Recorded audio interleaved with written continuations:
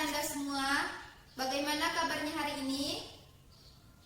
Baiklah, sebelum pembelajaran kita mulai, Ibu akan mengecek kehadiran Ananda semua.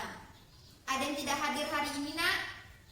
Ya, Alhamdulillah hadir semua ya. Baiklah, sebelum pembelajaran kita mulai, marilah kita berdoa menurut kepercayaan kita masing-masing.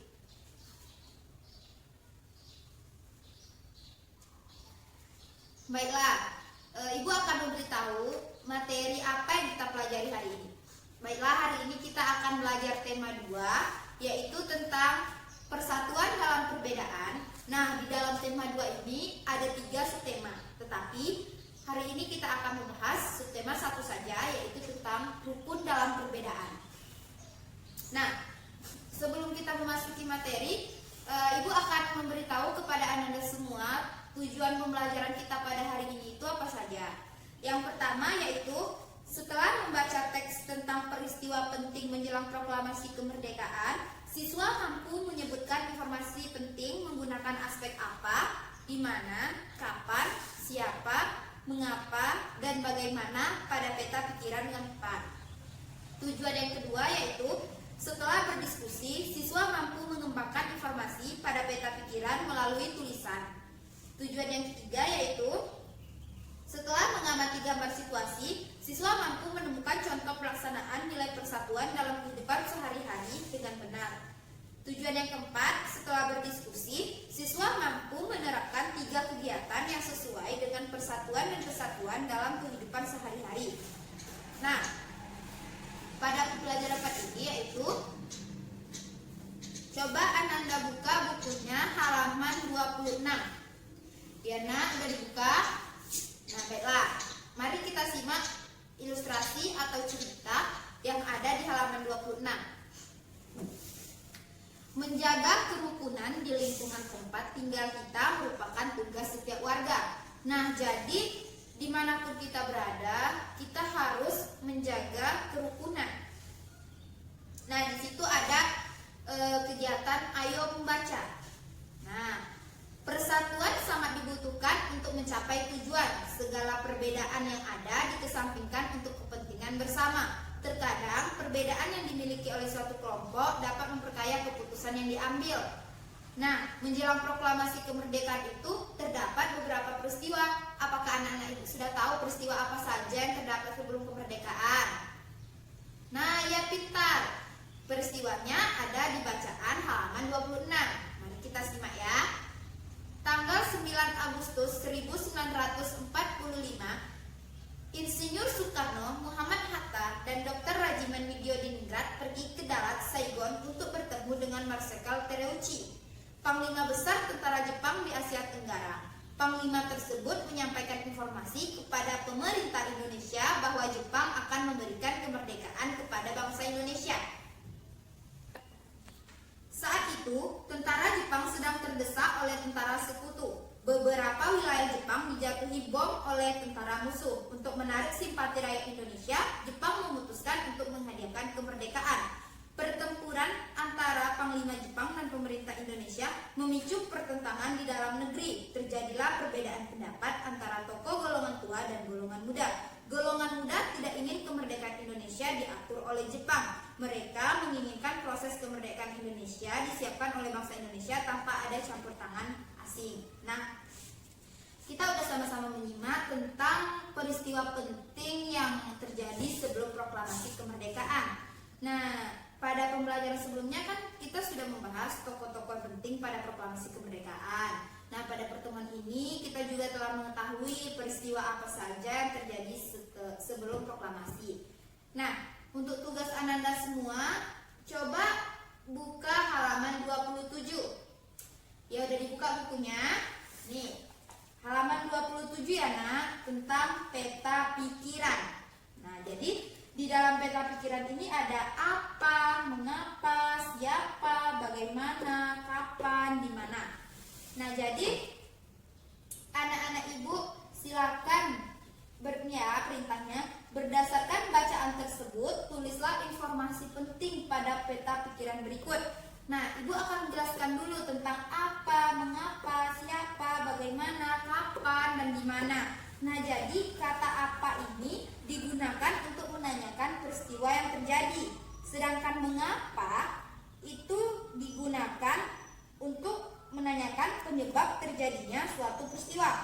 Sedangkan siapa ini digunakan untuk menanyakan seseorang yang terlibat dalam suatu peristiwa. Sedangkan yang bagaimana ini digunakan untuk menanyakan proses terjadinya peristiwa. Selanjutnya itu ada kapan. Kapan digunakan untuk menanyakan waktu terjadinya suatu peristiwa tersebut. Dan yang terakhir itu ada di mana.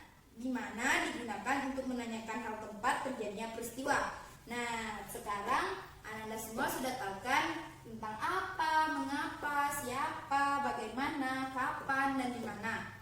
Nah, Ibu akan memberikan contoh supaya anak-anak Ibu lebih tahu. Ibu memberi contoh siapa. Misalnya, siapa yang akan memberikan kemerdekaan kepada bangsa Indonesia? Nah, jawabannya yaitu ada di teks halaman 26, yaitu siapa yang memberikan kemerdekaan kepada bangsa Indonesia? Itu adalah Jepang. Nah, selanjutnya itu ada contohnya mengapa. Mengapa Jepang ingin menghadiahkan kemerdekaan kepada Indonesia? Anak-anak Ibu ada yang tahu nggak mengapa? Ya benar, karena terdesak oleh tentara sekutu. Nah, jadi Ibu minta tugas ini supaya menghemat waktu dan Anda semua lebih paham, silakan kerjakan berkelompok. Tetapi masing-masing individu harus mengemukakan pendapatnya. Jadi tidak ada yang menumpang nama saja ya nak. Nah, selanjutnya itu ada di halaman 28. Ayo anak-anak Ibu semua buka bukunya halaman 28. Dengarkan Ibu, jangan ada yang bermain-main. Nah, atau di sini ada ayo berdiskusi. Amati gambar berikut. Nih gambarnya. Nah, seandainya kamu sedang bermain bersama mereka, apa yang harus kamu perhatikan terkait kerukunan dan persatuan? Nah, ini gambar yang orang lagi ngapain ya? Ya, mereka lagi bermain bersama. Nah, di sini terdapat 6 anak. 6 anak ini walaupun berbeda-beda, tetapi mereka tetap bermain bersama. Mereka tetap rukun, menjaga persatuan. Mereka tidak membeda-bedakan. Nah, kalau anak-anak Ibu kalau lagi main bersama teman-temannya, itu tidak boleh anak membeda-bedakan temannya. Kita semua itu sama, kita satu. Nah, alangkah baiknya kalau kita tetap hidup rukun dan bersatu. Perbedaan bukan menjadi penghalang kita untuk bersatu. Jadikan perbedaan itu sesuatu yang indah yang harus kita jaga. Nah, perbedaan semboyan negara kita apa sih? Ada yang tahu? Iya benar, semboyan kita adalah Bhinneka Tunggal Ika. Nah, semboyan negara kita yaitu Bhinneka Tunggal Ika. Nah, anak-anak Ibu ada yang tahu tidak? Bhinneka Tunggal Ika itu atau semboyan negara kita itu terletak di mana? Iya benar, di kaki burung Garuda. Nah, anak-anak Ibu bisa perhatikan, di situ terdapat tulisan Bhinneka Tunggal Ika yang artinya berbeda-beda tetapi tetap satu jua. Nah, selanjutnya itu coba buka halaman 29. Di situ ada kotak-kotak ya, Nak. Nah, di situ ada tulisan, apakah kamu telah menerapkan nilai-nilai kerukunan terkait persatuan dan kesatuan dalam kehidupan sehari-hari? Nah, anak-anak Ibu semua udah menerapkan belum? Nah, ada yang belum, ada yang sudah ya. Nah, jadi kita harus menerapkan nilai-nilai kerukunan agar terciptanya persatuan dan kesatuan. Nah, di sini diminta jelaskan contoh kegiatan dan perbedaan yang ada. Kira-kira kegiatan apa yang di dalamnya terdapat nilai-nilai kerukunan? Iya benar, kegiatan kerja bakti. Nah, dalam kegiatan kerja bakti itu terdapat perbedaan, yaitu ada perbedaan sifat, ada perbedaan agama. Nah, tentu kan masing-masing kita individu yang berbeda, mempunyai sifat yang berbeda, tetapi kita harus rukun. Nah, selanjutnya itu ada apa manfaat yang kamu peroleh dari nilai-nilai tersebut.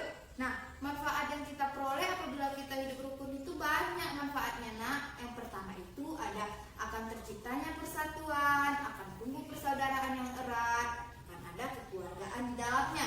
Nah, banyak manfaat yang kita peroleh apabila kita hidup rukun. Nah, sekarang kita akan masuki pelajaran matematika. Nah, mari buka bukunya halaman 30. Udah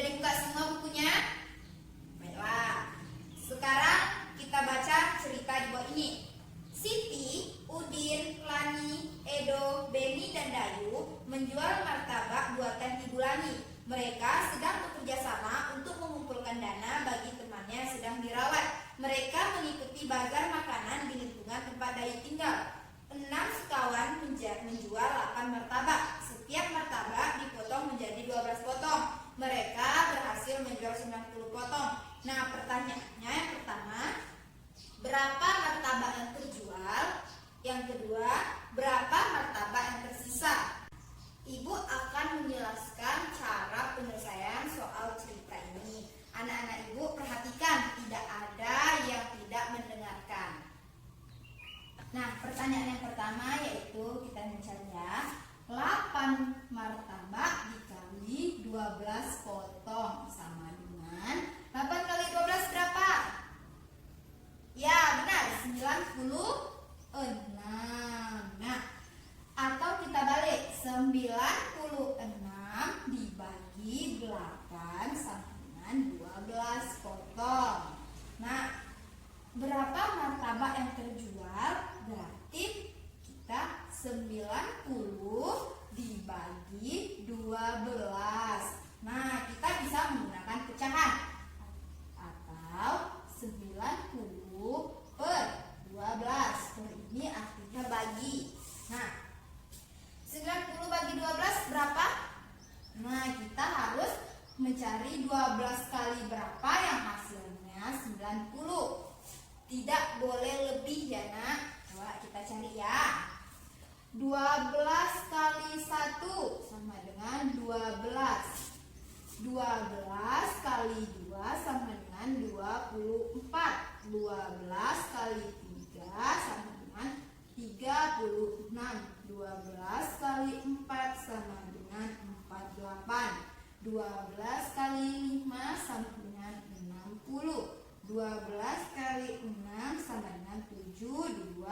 12 kali 8 sama dengan 84. 12 kali 9 sama dengan 96. Nah, ini 96. Sedangkan ini 90. Berarti ini melebihi. Berarti kita coret. Berarti yang mendekati aja. 84. Berarti 12 dikali 7. 12 kali 7 84 sama dengan 7. Nah, 7 kali berapa? 7 kali 12 itu 84. Nah, berarti kita cari 90 dikurang 84 sisanya 6. Sisanya 6. Berarti 7, 6. Penyebutnya tetap sama ya nak, 12. 7, 6 per 12. Ini bisa kita sederhanakan, tapi 7-nya harus ditulis tetap. 6 sama 12. 6 bagi 6, 1. 12 bagi 6 sama dengan 2. Jadi 7 1 per 2. Nah, martabak yang terjual yaitu 7 1 per 2 atau 7,5. Nah, masih ada satu soal lagi yang belum kita selesaikan ya nak. Kita masuki soal yang kedua. Berapa martabak yang tersisa? Kita cari 8 dikurang 7 1 per 2. Nah, 7 1 per 2 ini martabak yang terjual. Nah, kita cari 8 kurang 7 sama dengan 1. Nah, jadinya 1 dikurang setengah itu sama dengan setengah. Nah, kenapa setengah? Karena setengah ditambah setengah itu 1. Jadi hasilnya yaitu setengah. Martabak yang tersisa yaitu setengah. Nah, berdasarkan penjelasan yang telah Ibu jelaskan, apakah Anda semua sudah paham? Nah, baiklah, untuk menguji pemahamannya, apakah Anda semua telah paham atau belum, Ibu minta untuk kerjakan latihan nomor 2. Latihan tentang ini tadi ya nak, kerjakan di buku latihannya. Nah, baiklah, pembelajaran kita pada hari ini, pembelajaran 4 itu telah selesai. Nah, minggu depan kita ulangan ya nak. Nah, sebelum Ibu menutup pembelajaran kita pada hari ini, Ibu akan memberikan kesimpulan tentang materi kita. Tadi materi kita apa? Ya, rukun dalam perbedaan. Kita harus hidup rukun dimanapun kita berada. Karena rukun dalam perbedaan itu kita kaitkan dengan semboyan negara kita. Semboyan negara kita yaitu Bhinneka Tunggal Ika yang terdapat di kaki burung Garuda. Nah, Bhinneka Tunggal Ika ini yang berarti berbeda-beda tetapi tetap satu. Nah, jadi untuk anak-anak ibu semua tidak boleh membedakan antara teman yang satu dengan teman yang lainnya ya nak. Kita semua harus hidup rukun. Sekian dari ibu, sekian materi kita pada hari ini. Sebelum kita akhiri, marilah kita berdoa menurut agama dan kepercayaan kita masing-masing. Ibu tutup ya nak. Assalamualaikum warahmatullahi wabarakatuh.